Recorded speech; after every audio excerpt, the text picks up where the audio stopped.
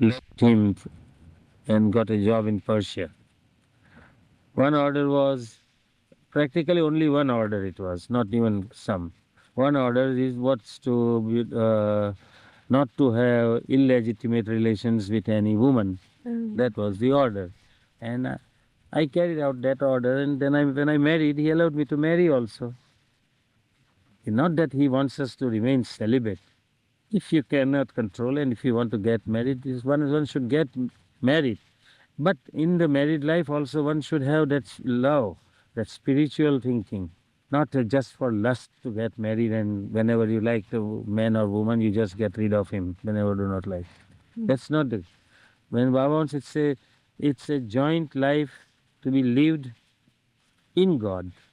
Have children also, bring them up also nicely, educate them, give them to teach them how to love God, how to serve people from their childhood. When they grow up naturally, they are good citizens. You can't turn the whole world into celibates. Then the world will not exist here. Yeah. Hmm? Straightforward, honest life. In business, it's not, I mean, easy to have 100% honesty. But then also we try our best. Compared to others, we are less dishonest. Yes, it's a fact. When you are asking me from my life, I must say that I have not been 100% honest in my business. Otherwise, I would not have been able to do business. With unscrupulous business people, I cannot do anything. Or if I try to do, I lose totally. So I had to keep a balance. If they swindle 100,000, I may swindle 1,000. Oh, brother.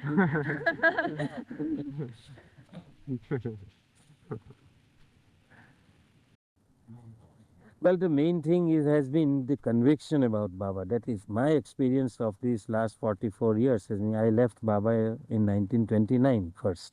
2 years I stayed with him in the ashram, in the school.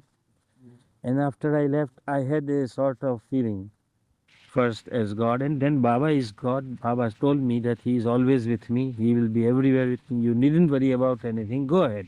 Whenever I referred to him that I would like to do such and such thing or do business and such thing, he would say invariably, he would say, go ahead, I am with you. You will have my. So that conviction of Baba being with me always had helped me a lot. Otherwise, all decisions, I take my decisions.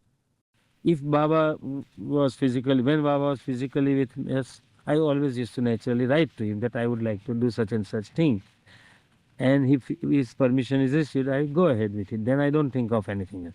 But now that he is not physically with us, I have made it a practice now over a year, and I have felt his presence always with me. Always when I have to take any serious decision in my business, in my factory, or any new thing, I just think of him. Baba, I'm taking this decision, guide me. All the notes taken by orders of Baba, I don't know where they are. I think most probably they may be with Hadi. I had given him. How long were the interviews? There was a few minutes each. It depended upon, suppose with Mrs. Deuce it was longer. Francis Brabazon it was a little longer. Because Francis Brabazon met Baba for the first time here in 1952. That was his visit here. He was with the Sufis in Australia. Then Mrs. Deuce asked him that Baba might be coming to United States, so he came to New York. And then he stayed in New York till Baba came. Mrs. Deuce, I think, gave him some work also, some job to do. And then when Baba came here, he came to Myrtle Beach to see him. I remember. Of course, some personal questions that he had asked and replied. I don't think you would ask me to, you would expect me to reply that. You don't remember any of the things that Baba may have said to the people that came to him? For instance, if you tell me the person, I can tell you.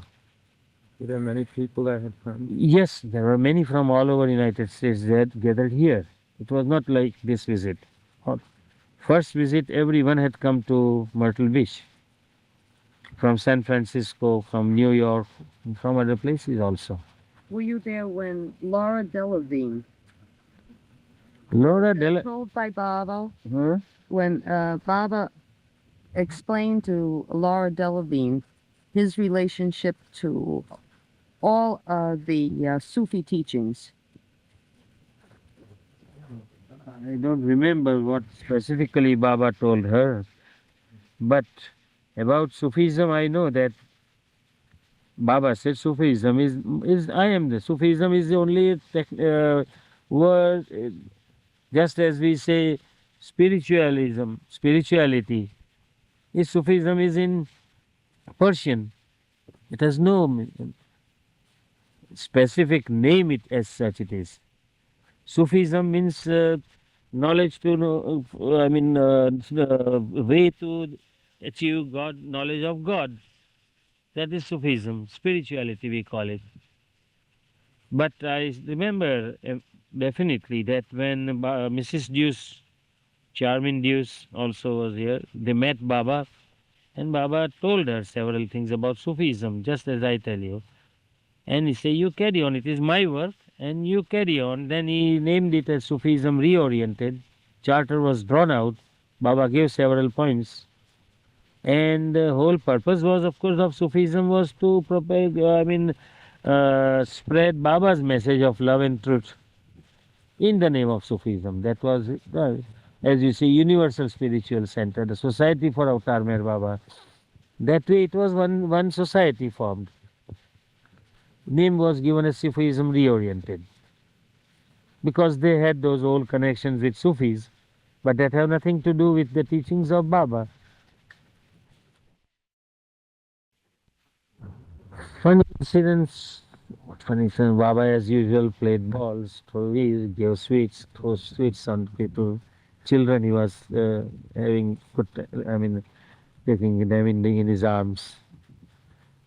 Alligator was here, we were watching.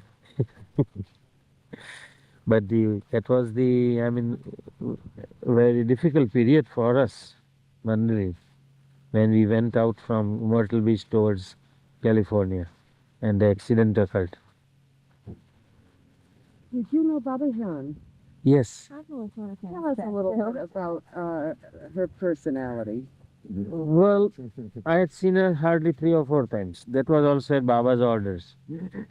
When I was staying with Baba in 1927, 28, 29, early 29 also,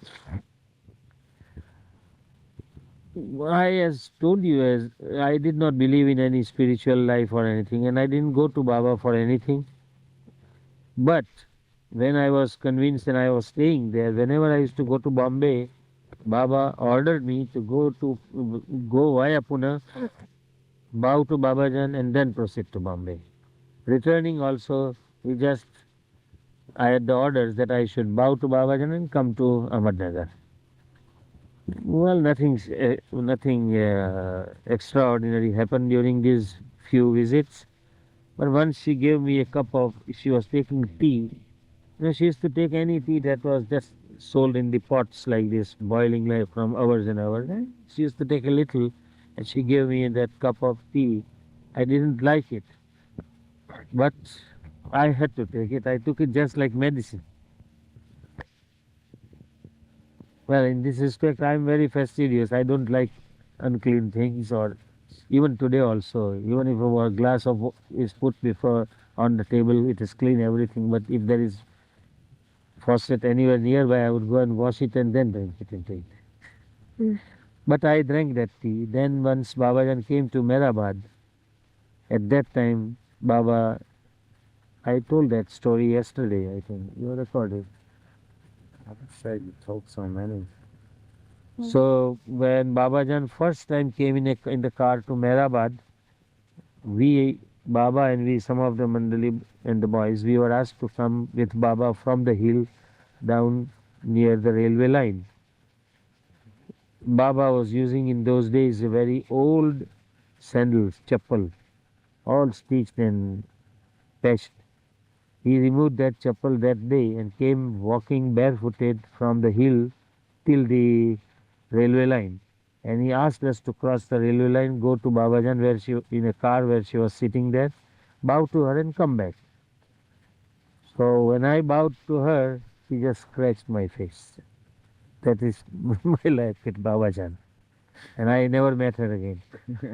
Boy, that's really strange. What? Baba is God, and when He is always with you, well, whatever may happen is His will. Let it happen. If it is spiritual or material, it is immaterial to me. Isn't it true? Do you crave for any spiritual planes? No. Right. Let us just leave the words that Baba has given us instead of talking and questioning and answering. I like to hear about his love. You know, that's spiritual His love. just in itself. Spiritual love is what is love? Love for God is love for all His creatures. Love all His creatures. Give them assistance selflessly, honestly. Help others. That is God's love. And by loving others, you ultimately see who God is in yourself. Meherjee, Yes. sometimes in helping others, you add to their bindings, but yet it's hard not. Why do you think about bindings? Every moment, every word we utter has a binding. I'm not, but that's what they say. Sometimes you have to let people help themselves, or they'll always. That is Say true. that That way. sometimes it's not, but then it is. Then if nobody helps others, then how will be the progress of this world? If suppose a man is blind, totally blind, I mean lame, deaf, he cannot do any work, and if you don't feed him, he will die. So you want him to die and finish off with this world, or you want him to feed him and let him, or cure him of his blindness, or cure him of his limbs? What if there's a hobo, a bum, and he's hungry and he doesn't work. He just goes around and mooches all the time. No, of And course, he's those who very are, I mean, hungry, those who could work, they should be given work. By helping them means give them work, make them work, assist them. Yeah, but It's not that you can just if somebody comes and you say, no, if I help him, his samskars will be added to further and he will not be able to progress spiritually. just that sometimes you think some people, if they just keep getting No. way, they'll never learn. I mean to say that explain to them, tell them, and put them to work. Make them work and earn their living. Don't give them just doles and let them loaf about. Yeah, That is true, of course. That is, we have to use our discretion in helping also. How would Baba guide you in your business in the early days? You give us a little information about. The only whenever Baba was physically present, whenever I had to take any decision, any venture, I naturally used to refer to him. And in most cases, he would ask me to go ahead. I have my nazar on you. And naturally, when his nazar is on us, what do we worry about? Provided the decision is honest, it's not I mean, it's not harming anybody else. Oh, I'm sorry.